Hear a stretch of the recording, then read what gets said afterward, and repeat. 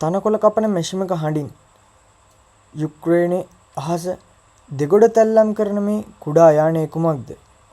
මේ ඉරානයේ නිපදවන ලෝකයේම කැළඹු ශහීඩ් 136 ඩ්‍රෝනයයි. මිසයිලයකට වඩා ලාභ එහෙත් ඉලක්කය නිවැරදිවම විනාශ කරන මේවා හඳුන්වන්නේ කමිකාසේ හෙවත් මරාගෙන මැරෙන ඩ්‍රෝන ලෙසයි. අද අපි බලමු මේ පුංචි යානයේ යුද පිටිය වෙනස් කළේ කොහොමද කියලා. ශහීඩ් 136 යානයක් මීටර් 3.5ක් පමණ දිගයි. මෙහි ඇති විශේෂත්වය වන්නේ මෙහි ඇති සරල බවයි. මේට අධිතාක්ෂණික කැමරා හෝ රේඩාර් පද්ධති නැහැ.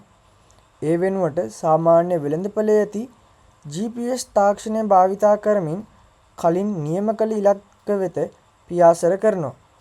කිලෝමීටර් 2000ක දුරක් යා හැකි මෙහි ඉදිරිපස කිලෝග්‍රෑම් 40ක ප්‍රප්‍රමාණ අඩංගුයි.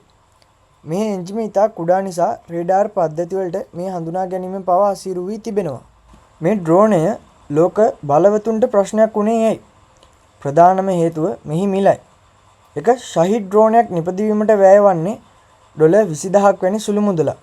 නමුත් බිම හෙලීමට භාවිතා වන පේට්‍රියට් මිසයිලයක් ඩොලර් මිලියන 4ක් පමණ වෙනවා. රුසියාව වැනි රටවල් මේවා දියත් කරන්නේ එකක් දෙකක් නෙමෙයි. දහස් ගණනින් රංචු ප්‍රහාර ලෙසයි. එවිට මිල අධික ආරක්ෂක පද්ධති වලට මේ සියල්ල පාලනය කරගන්න බැරි වෙනවා. මේක හරියට මදුරුවන් රංචුවකට කාලතුවක්කු වලින් වෙඩි තියනවා වගේ වැඩක්. අද වෙන විට ඉරානයේ මේ තාක්ෂණය රුසියාවට ලබා දී තිබෙනවා. ශහීඩ් ඩ්‍රෝන මගින් පෙන්වා දෙන්නේ අනාගත යුද්ධය තීරණය කරන්නේ මිල අධික ජෙට් යාන නොව මෙවැනි ලාභදායී ස්වයංක්‍රීය ආයුධ බවයි. ඔබ හිතන්නේ මේ ඩ්‍රෝනය ලෝක සාමයට තරජනයක් වේවිද? ඔබේ අදහස පහලින් කමෙන්ට් කරන්න. මේ වගේ තොරතුරු දැනගන්න අපේ channel එක subscribe කරන්න.